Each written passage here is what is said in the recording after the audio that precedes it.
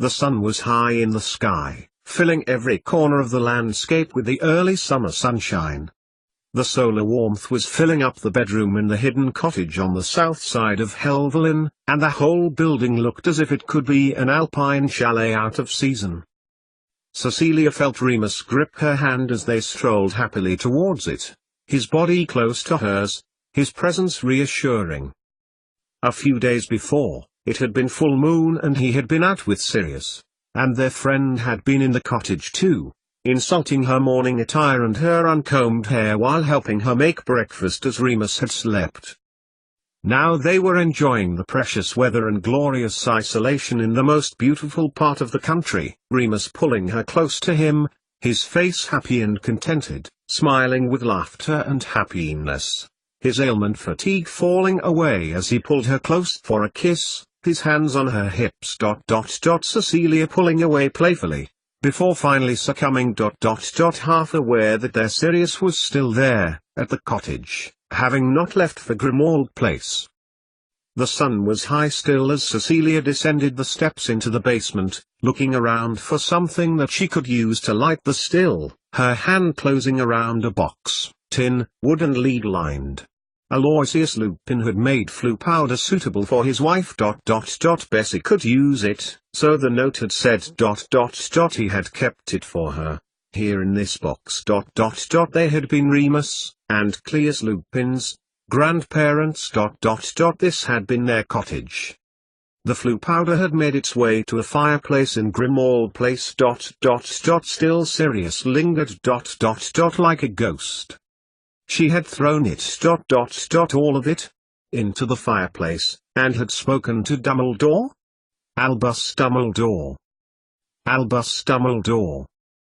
Cecilia looked around, the leaden feeling of sleep still clinging to her, as if to secure her mind to its world, and not allow her to escape to the world of consciousness. There was the outline of the 4-by-2-foot slabs which were the building work of the room. The doorway she could just make out, and the outline of the bathroom door, near the foot of the bed. What time was it? She could only guess. Not early enough to be morning. But how could you tell this far latitudinally in the middle of the winter? In fact, thought her mind, as it occurred to her more, today was indeed midwinter, being the 21st December. Tomorrow, the day in the northern hemisphere got lighter by 2 minutes. Now, that was something to be pleased about, 2 more minutes of daylight. Cecilia curled back up underneath her layers of bedding, wondering again about the time, as her eye noticed a flicker of green in the fireplace. With the layers still around her, as twice more the flickers occurred, she moved over, wondering who was trying to contact her. Severus? Or Petunia with that genius of a husband of hers? Maybe even someone with Septimus? Now that would be something, especially given that it was nearly Christmas, and the face of her brother-in-law appeared clearly and widely in the fireplace, and Cecilia recoiled a little in surprise. With so little contact recently, it was unexpected, even more so when the man began to speak. If you have received this, Cecilia, then security measures are so severe it would be impossible to send the conventional methods. How did you, she began, but needn't have bothered, as Cleus's voice was pre-recorded, and continued to speak his message, rather than interact with her. Cecilia craned forward, now fully conscious of her whereabouts and keen not to miss anything, for it would not be repeated, she suspected. Following a conversation with Petunia Black, Regulus Black managed to arrange for this. Do not try to contact us or reply to this. Instead, do only as I instruct. On Christmas Eve, use the boat from Durmstrang Harbour, just as you did last time, travel just as you did last time, to Scarborough. Back to Britain? Septimus? Well, this was a turn-up for the books, Cleus Lupin wanting her to be back in Britain. Whatever state of affairs your work is in, whether for old magic or for Remus, be on it, and you will be with Septimus for Christmas. Cecilia felt her face glow, at first out of shock at the message, and Cleus's intrusion into her room unannounced, even though it was a kind of video, but more because she could tell that even her brother-in-law's ethereal image was self-satisfied with the news he was bringing. Then, just as suddenly as the message had appeared, Callias's features popped like 1,000 tiny bubbles exploding, which coalesced into a greenish-blue ball, and then was gone. Cecilia sat alone for a good few moments, under her bedcovers, by her bedroom fireplace, before gathering her thoughts about what her day held. It took her most of the rest of it for the idea of her leaving to sink in. The lessons passed amiably, mainly because the children here, of course, were not leaving, and they themselves expected to work and demanded work to be given over what would be the holiday period in both Hedgewoods and Buttons. Each time she thought about them not returning their family, she felt a glow of happiness that she would be returning herself, on a boat, back to Britain, to England's east coast, to Scarborough. To be with Septimus at Christmas, thought Cecilia, the thought hugging her brain like the softest fur blanket one could imagine. But now to inform her friend that she would be going. Ragnhild deserved to know this time. This time, she would tell her legitimately, no secrets this time. Climbing the stairs back to her room, to make cover preparations for her classes in her absence, her eye drifted down the corridor that led to the classroom belonging to Linveld Halen. Both of them deserved to know she was going. And, thought Cecilia, she was actually genuinely sad to be leaving behind her friends. 88,888,888. Minerva McGonagall was also contemplating the Christmas holidays from her office in Hedgewood's School of Witchcraft and Wizardry, but, due to the arrival of a certain distraction from the ministry, was now getting mildly irked by the whole affair. "Come on, you've got to admit, it's going to be a lovely Christmas, Minerva," he whispered, his breath on the back of her neck making her drop her fourth-year homeworks in surprise. She wasn't expecting visitors, especially not McMullen so early in the morning.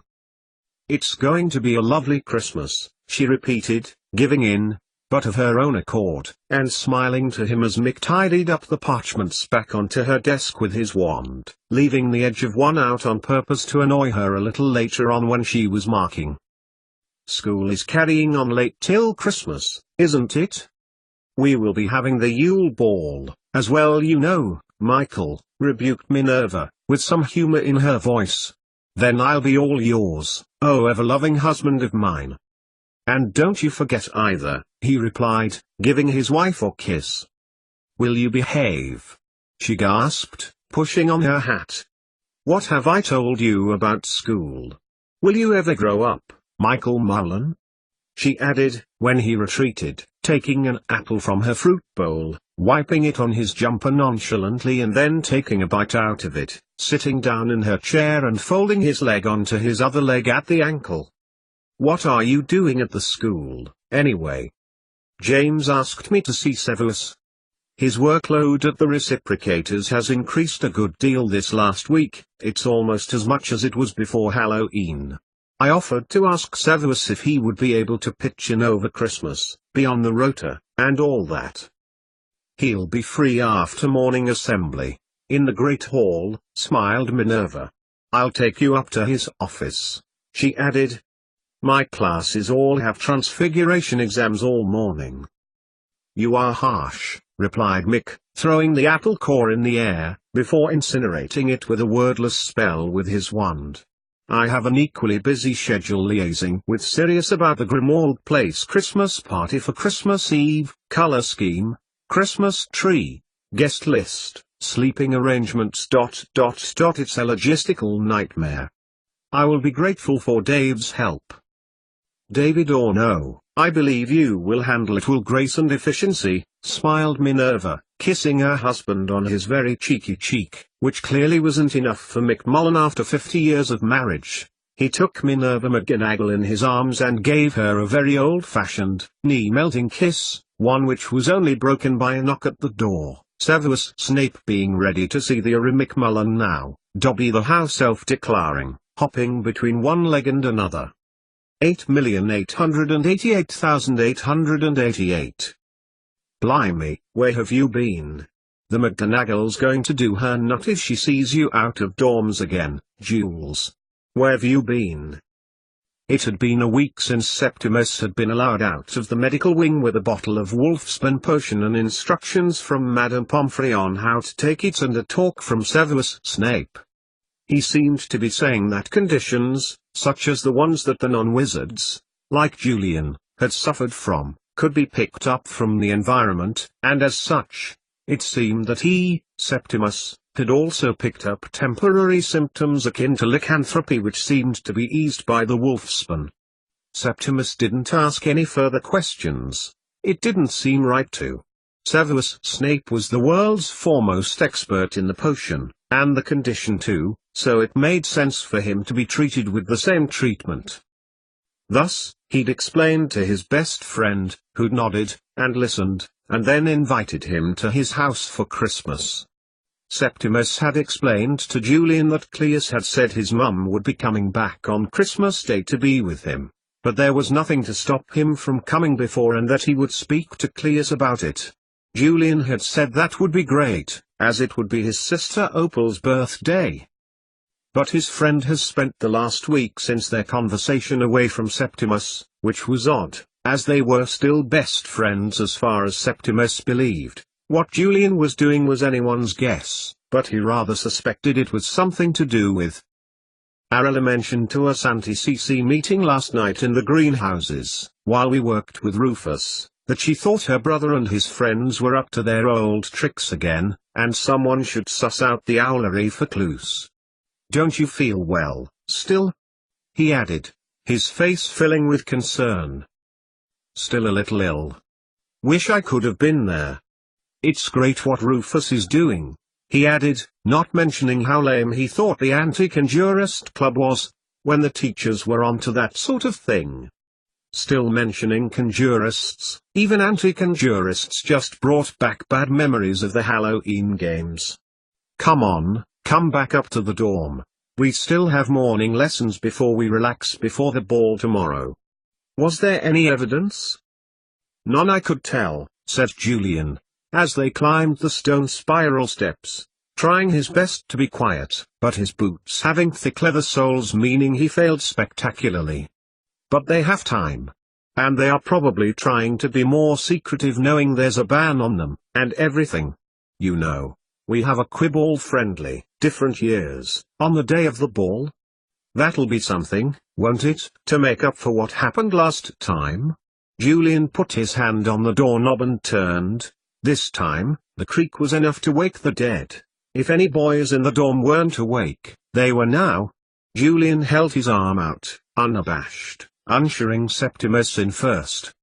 Septimus grinned at their total lack of stealth, and strode past his friend, Julian's hitherto lack of interest in anything sporty changing completely on finding out that Arella positively adored Quibble. Behind the curtains of Septimus's four-poster bed both boys sat, cross-legged, scribbling on the parchments that were, in an hour and a half, due on the desk of the currently very occupied Transfiguration teacher of Hedgewoods and their head of house who, incidentally, would not have caught Julian Walter Scott out of bed out of hours as she has been extremely occupied and distracted by Severus Snape's visitor. "You know," said Julian, as they neared the end of their almost identical essays comparing Transfiguration and Disapparation, "I saw Sister Leah Brandt, Sam's girlfriend, as I came back up. I thought it was the McGonagall at first, so I hid behind the suit of armor, nearly had it over. She didn't seem to notice though, she was crying, quite a lot." "I wonder what about?" Septimus stopped writing and looked at his friend. "Dunno," shrugged Julian. "Girls cry. Mum cries sometimes. And Opal. But Opal cries usually because she wants something she can't have right away." Septimus said nothing.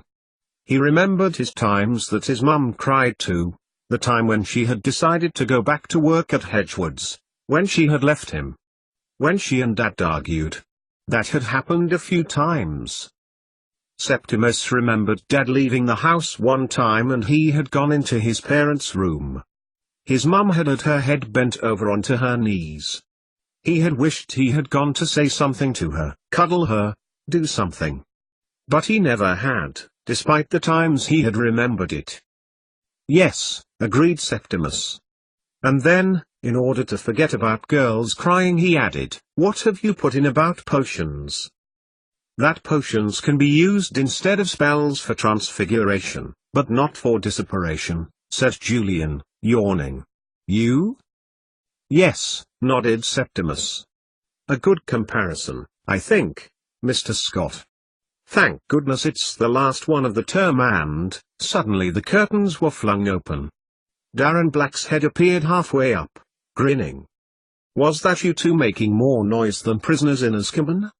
He asked, hopping onto the bed beside Julian, grinning. What's the fuss? Homework? Homework, nodded Julian. Got to get it in for the McGonagall. She'll make us do it when the Quibball's on, knowing her, if we don't. You done yours? He asked, a little slyly.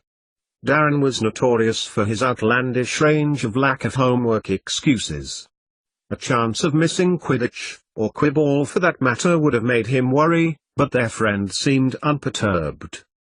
Yep, he nodded. All done. I don't know what's delayed you so much, it's just a simple comparison. Had it knocked out last night before I went down for a fly. Saw Arella. At the name, delivered in a mock, sing-song voice, Julian jerked his head towards Darren Black. Where, at the Quibball? He asked. Darren nodded. She seems to have really taken to the sport. Said that it would do wonders for non-wizard/wizard integration and promote our cause no end. Our cause? I think he means the anti-conjurists, replied Septimus. Makes sense, I suppose, wizards and non-wizards playing together. Can't say I've ever been that good at either football or Quidditch. You didn't get much of a chance after Sam Potter, or someone, smashed your lightning shot to smithereens, said Darren, evenly. If you'd have had that, you could have at least have had a fly. The school brooms are terrible compared to your own broom. If you can buy your own, like you did, it's the only way you stand a chance to get onto the Quidditch team. Quibball too. You spell legato without an R in the middle, Jules. Darren added. Okay, tutted Julian, crossing out the R. What's put you in such a good mood? I'm in the team, said Darren, his usual deep-set features lighting up for a moment. Well, reserve, at any rate. For Gryffindor. As they say, first years never make the team, but there are exceptions. Sam Potter tried out too, but, his voice lowered and both Septimus and Julian leaned in as Darren whispered. He pulled out again quickly. Never gave a reason. It was, well, just seemed like he was just too awkward, or something, like because of the trial he had to go to, he's changed. Septimus said nothing for a moment as Darren continued to look over Julian's work. It was true what his friend was saying, Sam had changed. He used to be confident and smooth, cool and sophisticated. Someone Septimus looked up to. But it wasn't that he didn't look up to Sam anymore, more that Sam seemed to have lost confidence in himself. He was supposed to be head boy of Gryffindor, and as such, present at all meals, but he rarely was in the Great Hall at mealtimes. Sam was supposed to be available as a house champion, so other house members could consult him if they needed something. Yet, he was barely ever in Gryffindor Tower. And even his girlfriend had been seen upset. Arella said she still needs our help, said Darren, as Julian put his finishing touches to his homework. She says, now more than ever she will need us. And, why is she saying all that to you, Daz Black, Gryffindor sports champ? Asked Julian, half jokingly, half accusingly. It was to his friend's credit that Darren chose the former expressive manner to interpret his friend's meaning. Our mums have joined together at home to fight conjurists, he elaborated, nodding towards Septimus as he noticed that his friend had finished his work too. Arella just mentioned it. She still thinks that her brother's up to something, and her father too. Doesn't it strike you as odd, though? Replied Julian, scribbling the last few lines onto his parchment, his quill scratching awkwardly onto the parchment, that a family could be that divided on the lines of politics, and yet be a family still. Sit around the table at Christmas, and all that? You don't know my family, thought Septimus dully, as he recalled his mother, bustling away in the kitchen on the occasions she had been at home from Hedgewards when he was younger. She and their dad had been bitterly divided, Septimus knew, even his young self had known, stoked by the influence of his Uncle Kay, and yet, she had still taken the effort to lay the table with their best crockery, best linen, best plates. High up, the curtain got flung back, just as Julian put the finishing dots on his eyes.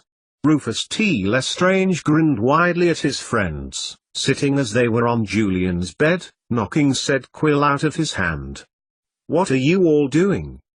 "Trying to finish the work that's due in about 10 minutes, youth," replied Julian gruffly, although there was no malice in it. "Good job, I didn't need that." "Good job," agreed Rufus, missing the irony. "Who wants to come down to the greenhouses?" None of them did, as it turned out, but they did anyway, at lunchtime, although it had taken some persuading of Rufus that he didn't actually have a choice about lessons or plants.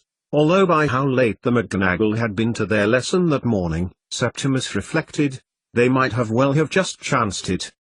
"You know," said Rufus, assigning them jobs in collecting sound waves using Rufus's pensieves from one of the night-flowering jasmines which now, at precisely 12 hours away from flowering, had its petals well and truly closed as the boys spoke with enthusiasm about the forthcoming quibble with Darren Black in the reserves. Mum has managed to get the first Mole Wizard friendly of quibble organized. It's going to be played on Boxing Day. "Wow!" exclaimed Julian. "That's really good, youth," he replied, handing the disc-like multimedia storage player back to Rufus. "Maybe there'll be a few good teams develop. Hey, you might even get to play pro in the future," he said to Darren, who was carefully holding up the leaves of the next plant. "It's going to help non-wizard/wizard relations, too," he added. Septimus smiled, as Julian raised his eyebrows at Rufus's literal recounting of his mother's message, including the punctuation. "Have we got many more to go?" asked Julian. "Will we be able to get to lunch/lessons this afternoon, do you think, if?"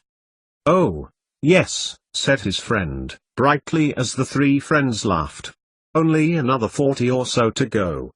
Your real pals helping me, you know that." "I'll say we are," hissed Julian, but Septimus hushed him. "It'll help Arella's cause, too," Septimus hissed across. Julian frowned darkly, but didn't reply. "How long will it take you to analyze these, if?" asked Septimus. "We've got the Crowfoot after lunch." "Runes. We can't be late, or else we'll feel the north wind blast us up the corridor." "Not too long. Only 27 minutes. 35 till the end of lunch," hissed Darren to both Julian and Septimus, but Septimus gave them a "what can we do about it?" look. When Rufus got into something, it was mean to stop him, it got him all agitated. "So, what did Arella have to say?" asked Septimus, innocently, as he passed the portable pensieve to Julian. "That we must still be watchful," he replied, either ignoring his friend's potential dig, or just answering politely.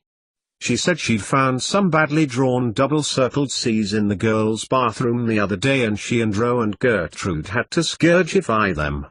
Got to be conjurist graffiti. And she reckoned that your uncle's decision to allow pensieves into Hedgewards again, September, was a bad one." "Really?" replied Septimus, handing back Rufus Lestrange his portable pensieve as the boy touched it with his hand and put it to the side of his head near his ear. "Thanks for that. What precisely can I do about?" "Say something to your uncle." The voice came from the door of the greenhouse as an icy wind accompanied the slight figure of the Gryffindor girl who stood outlined in the light. Arella. Julian grinned. Julian, she replied, walking in, smiling at him as she approached Septimus, who was also looking at her. Rufus, on the other hand, was continuing to record and sample the sounds of the plants, oblivious to interruption. You can do something, Septimus Lupin, she replied. You can tell him about us being Conjurist resistance. You can tell him to support the Newers. Like my mum.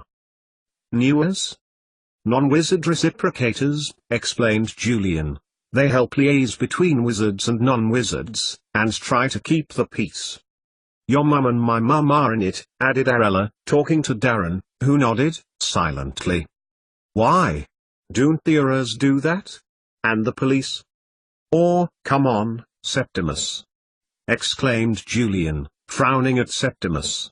You remember the Halloween games? Well, that sort of thing's happening all over the country these days. Mum sends me bits from the newspaper with the football in and that, but on the back, there's all sorts of things going on.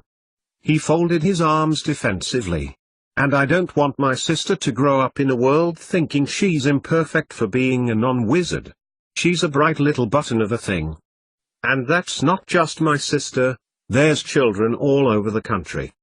It's not right. Septimus looked at his friend, and Arella too. Something about the determination on the girl's face was infectious. You couldn't help but be swept up in her determination to right whatever wrong she was championing. And if that's how Julian felt, then of course he could speak to Callias. Course I will, he replied. I joined the anti-CCs too, didn't I? He added, lamely. Yes, nodded Arella. Because when they've finished with non-wizards, Mum says, they will go on to witches and wizards with limited magical ability. And then they will find something else. They like to blame people who are different to them, who they think are the cause of them being held back. I mean, nothing has ever held wizards back, magic has been an advantage to wizards. Septimus nodded, taking a glance at Rufus. Was he finished? The last thing he wanted was a lengthy discussion into the rights and wrongs of conjurism, even if his friend was potty for Arella. It's silly then, this conjurism, Darren Black replied, who had been listening to the conversation. They are trying to make people dislike other people for not being the same. Like your brother, thought Septimus, who wasn't very good at a lot of different variety of spells, but could decode, recode, connect and configure the flu network with his eyes closed, and sometimes did. 27 minutes, said a voice. Clearly Rufus had finished, and was letting them know. He had his portable pensieve around his neck, the tendril-like front swaying as he listened to what he had recorded. We need to get back, warned Septimus, hoping it was enough to dissuade Arella from launching into another do-gooder speech. It wasn't so much that he disliked the girl, nor that she clearly featured in his friend's affections. But it was her buoyant positivity that doing the right thing for someone believing in something so wrong was not only the right thing to do, but so too was insisting that others did so too. Sometimes, making your own mind up was the right thing to do and, just now, Septimus hadn't quite, yet. They stepped, as a group, carefully down the short bank which led towards the corridor outside, which was slowly being covered in a thin layer of snow, through which you could go to take a shortcut to the classrooms directly below. This was the route they were taking to the Occlumency classroom was by far the quickest, but, when they had got there, even at a distance Septimus could see by the lack of students waiting for old Crowfoot that they must be inside already, and they were late. Late! Exclaimed Rufus Lestrange, picking up his pace. My pensieve is set at the correct time according to the ministry. We're not late. The professor must be early. And Septimus could hear Rufus continue his protests as he, Arella and Darren were admitted to the classroom by Professor Crowfoot, while a looming Professor Snape stood silently, waiting for the door to close. "We will talk in my office, Septimus Lupin," he intoned sharply, giving Septimus a short, but lingering glance. "You too, Mr. Scott."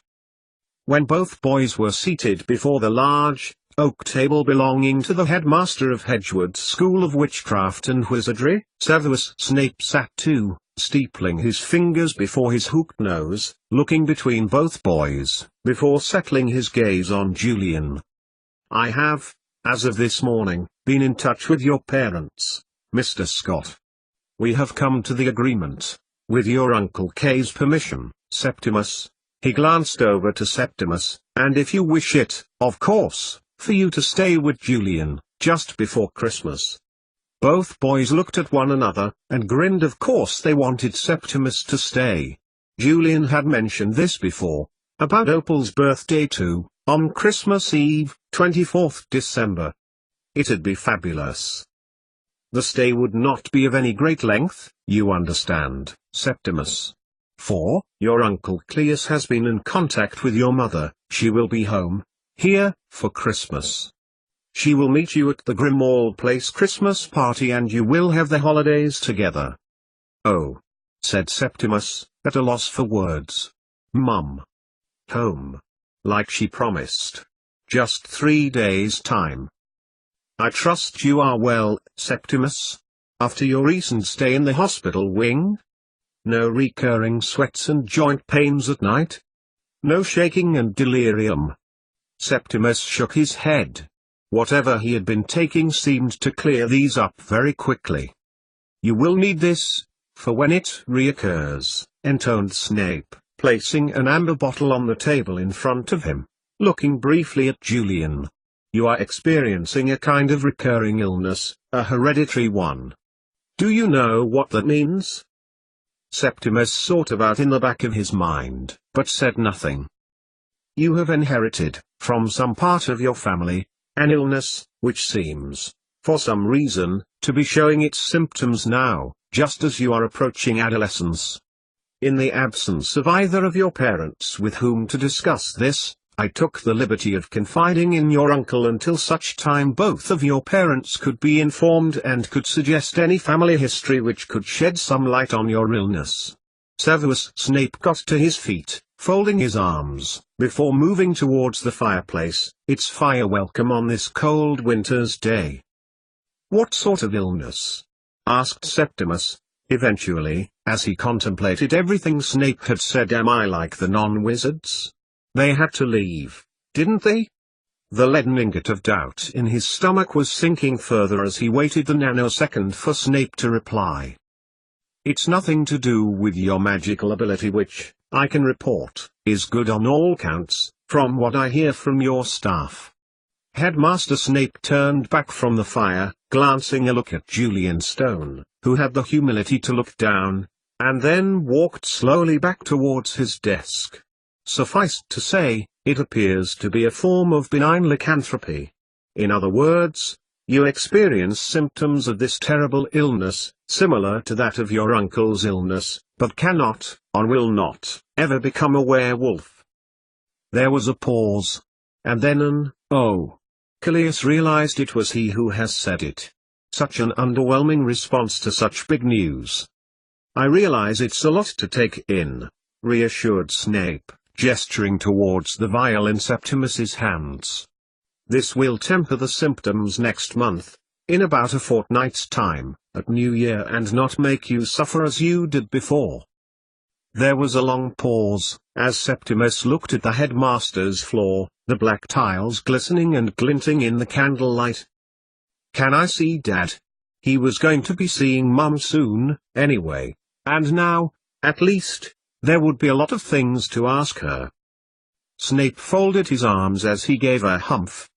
"Yes. I have a new potion to give him, before you leave tomorrow, after the Quibball and Quidditch matches. I will take you when I take that.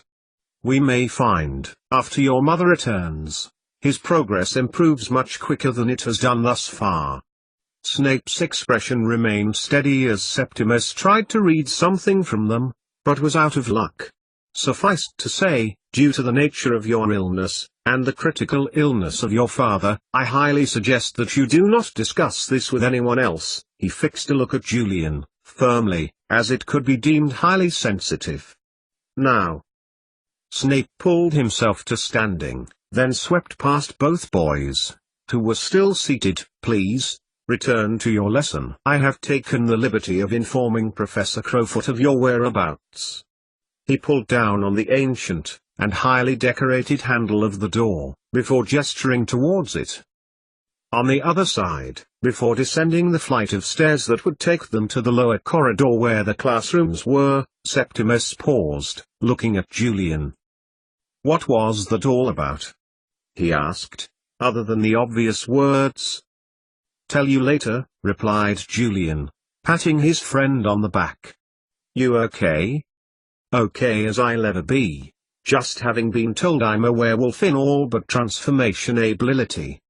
If that's even a word," he added, looking doubtful. "Come on," he said, descending a few steps. They went the long way, passing the Quidditch changing rooms on the way. "Look, there's sign-ups for tomorrow's Quibball. I wonder why?" "Not like Quidditch, is it?" replied Septimus. "Everyone wants to play Quidditch. It's what you do at Hedgewood's. But Quibball's new. People aren't sure about." "Oh." There was a list of names, a long one. People had signed their names on the other side, round the top, and even tacked little pieces of paper on when even they were filled. Darren, who has already put his name down, was at the top. Septimus looked past the board, and out towards the entrance tunnel, which led onto the pitch, which now got modified and remodified whenever Quidditch or Quibball was being practiced or played. On cue, snowflakes began to fall.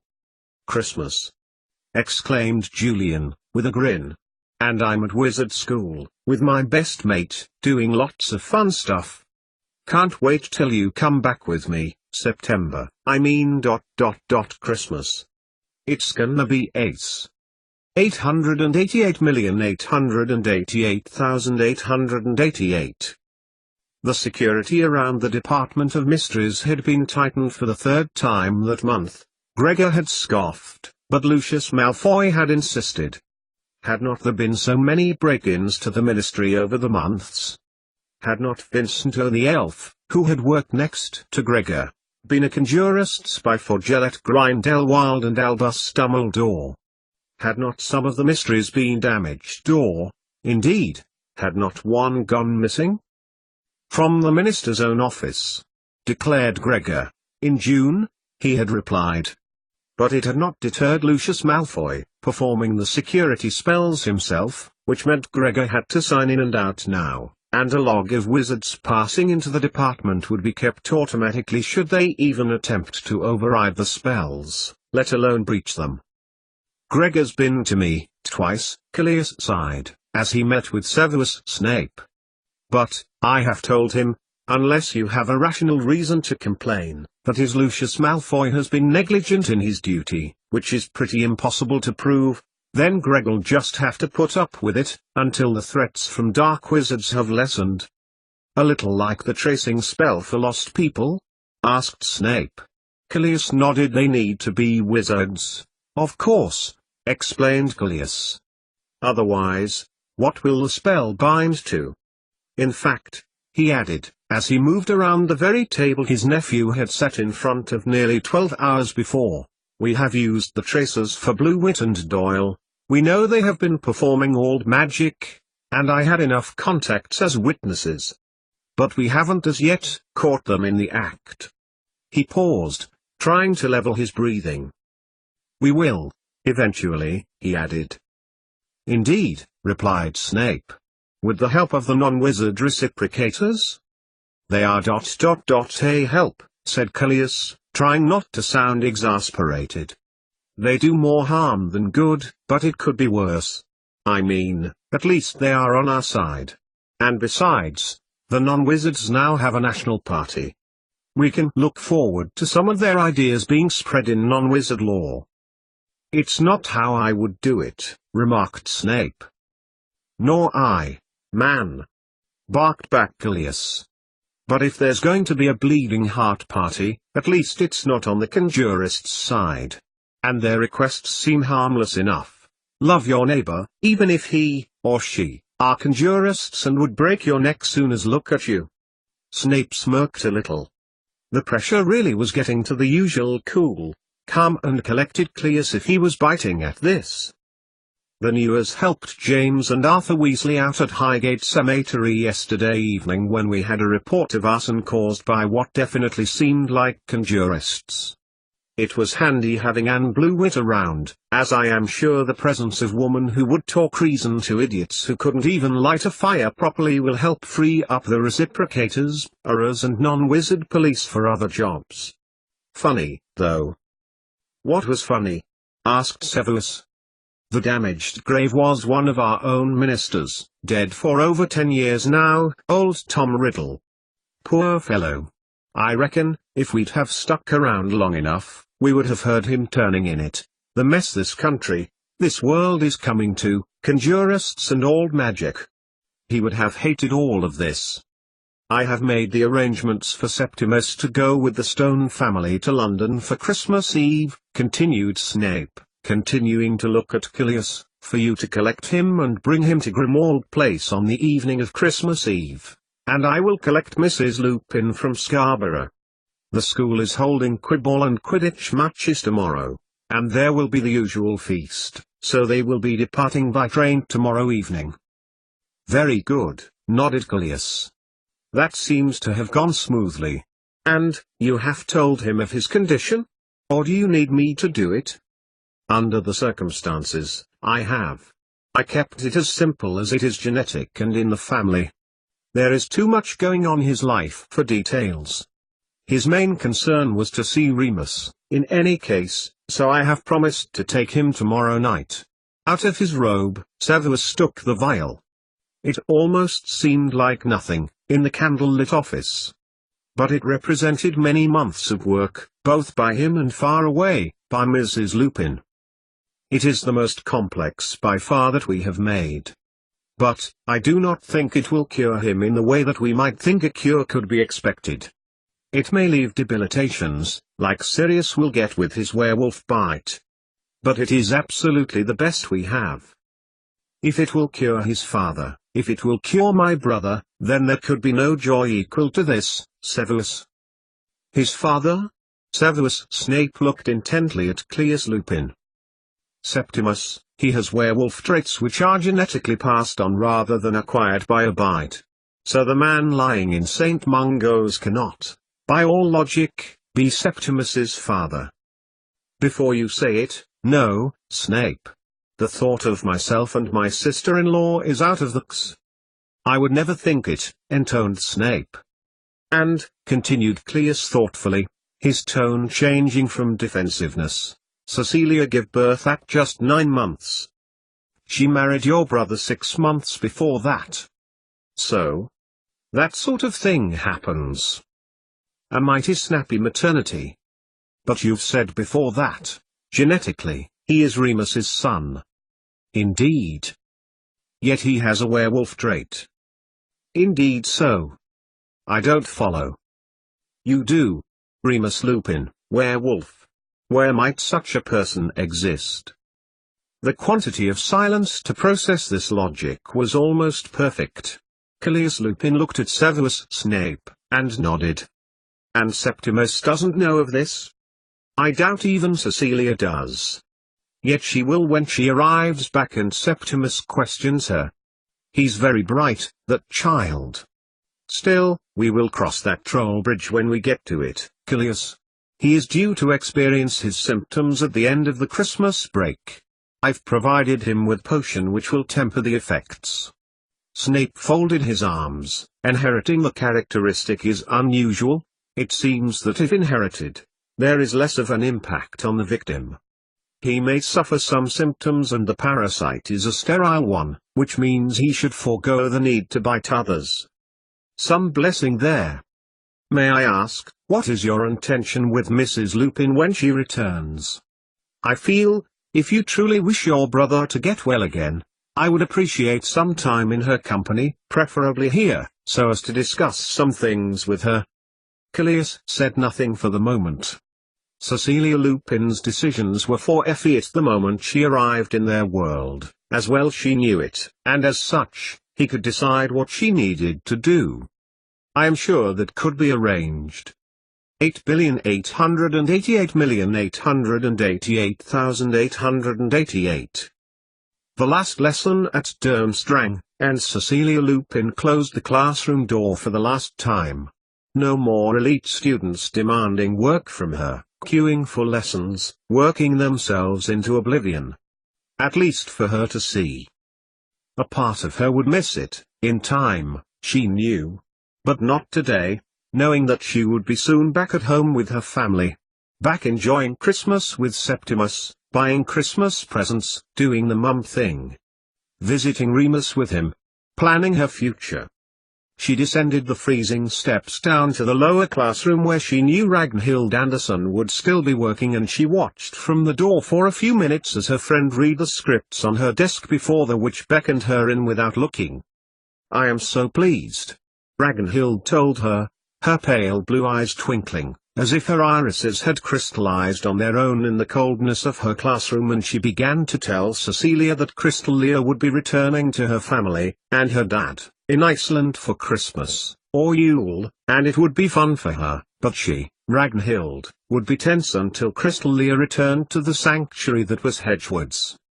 "It is safe for her there, Sissy," said Ragnhild, a smile of joy on her cheeks. "I have been so grateful for her haven. She could go mad otherwise, with knowing too much. And Sam is such a nice boy, so I am given to understand through her letters." "And you?" Cecilia pressed, guessing the answer. "I will remain in my haven, Mrs. Lupin. I have all I need here to protect me. And so, I will guard myself, and count myself lucky that I am not overburdened with my abilities, and therefore I am able to carry out my research." And at that, Cecilia sank down in the wooden chair next to Ragnhild, sighing. "And what is worrying you, Mrs. Lupin?" "Change? You have your way home. Believe me when I tell you that I can see only success in your future, Cecilia Lupin." She took Cecilia's hand and held it delicately, as if suspended with spider silk, enveloping it with her own, cold but alive. "When is it that you leave?" "Tomorrow night."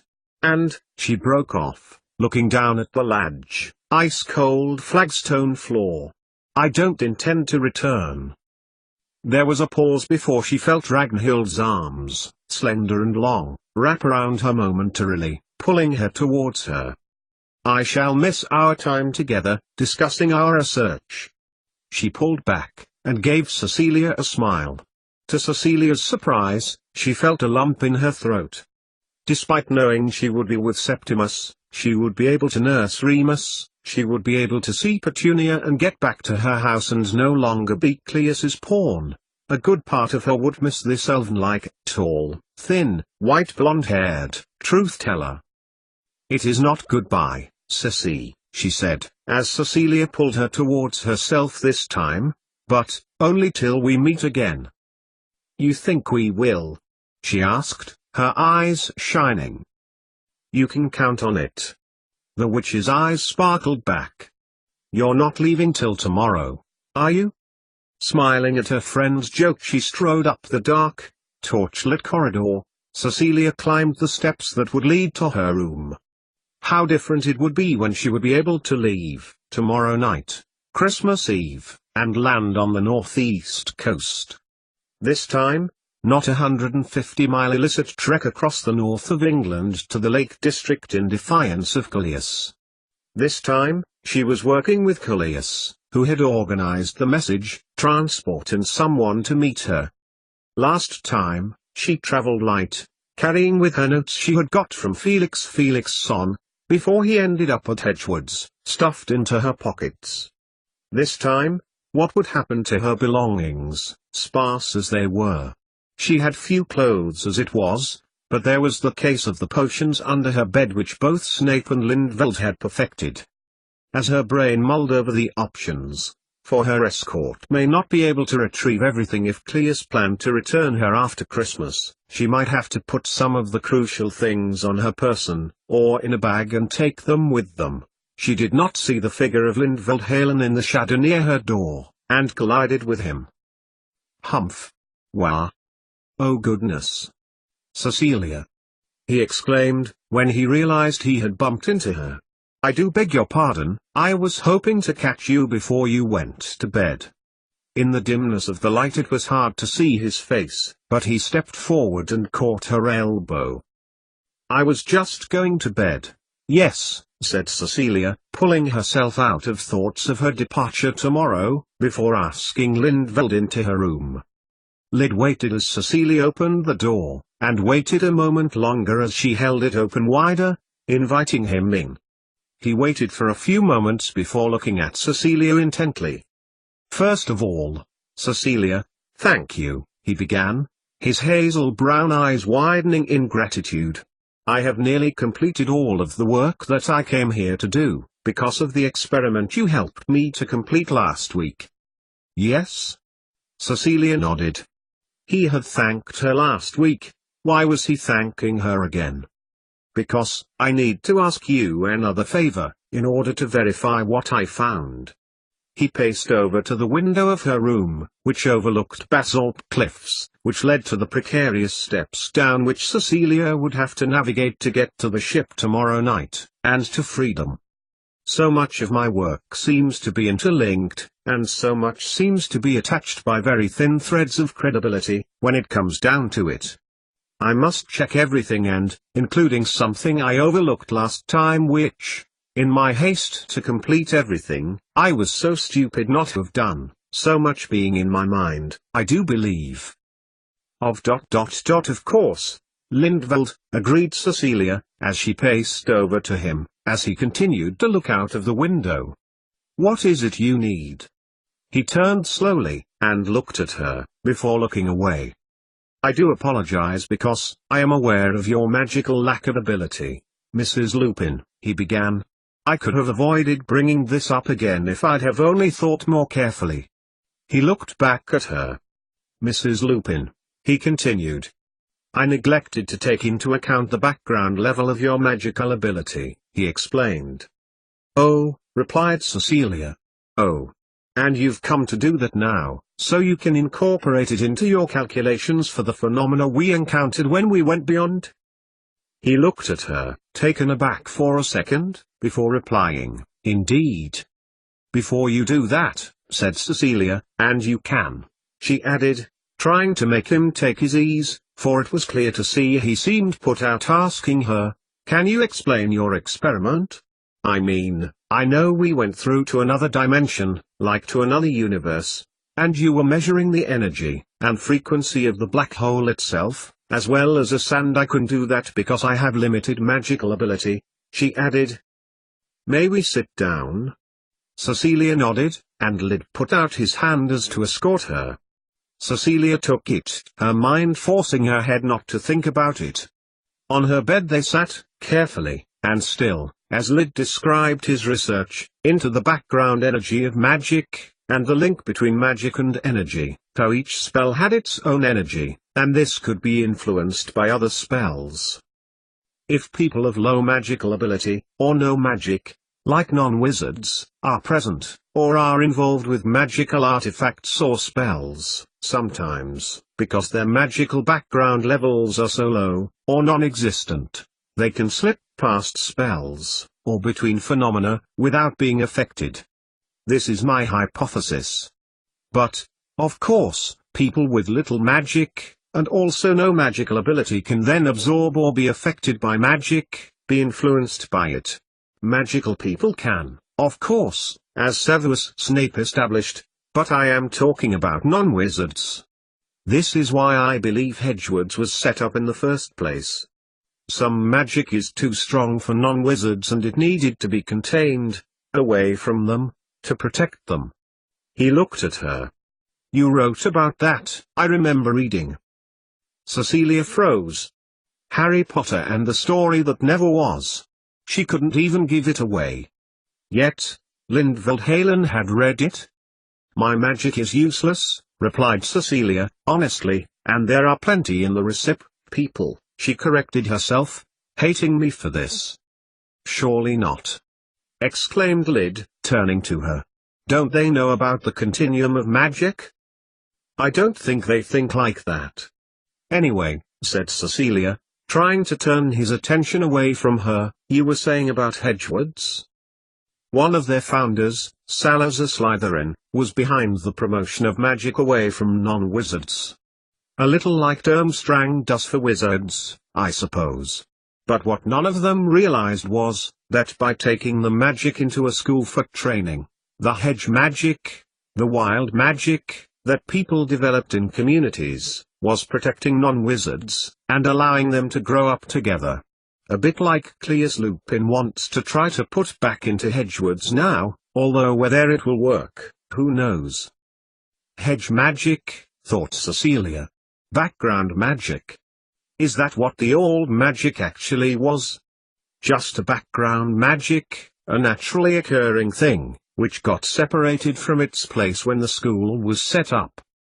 But my next place of research, oh! Exclaimed Lyd, his eyes bright with excitement. I couldn't believe the coincidence. Salazar Slytherin was related to a wizard who had, in ancient Greek times, divided his soul into parts to gain immortality. What an evil wizard he was too, Turpo the Foul. They say, he turned to Cecilia, mock whispering to her, he is roaming around in space and time still looking for them. We could have bumped into him when you helped me with my experiment. Can I ask, Mrs. Lupin? Yes? In your book, you wrote of a wizard who split his soul. Did you base your Voldemort on this Herpo the Foul? Did I find your secret? Cecilia smiled. What could she say? I fell through the veil having been chased by the rampant memories. I, didn't know that was the Greek man's name, Cecilia conceded. But yes, to an extent. I just want to prove that isolating magic isn't the right thing to do, Lyd said, turning his head a little. You talk like Cleus, thought Cecilia, and yet you are working here, in the most elitist wizarding school on the planet. Even the most talented at Hedgewood's would struggle here. They are the creme de la creme. What do you think, Mrs. Lupin? You are a witch of limited natural ability, and yet, you are making a success of teaching here, in such a magically polarized school. Should this school be open to all? Or should there be centers of excellence and elitism,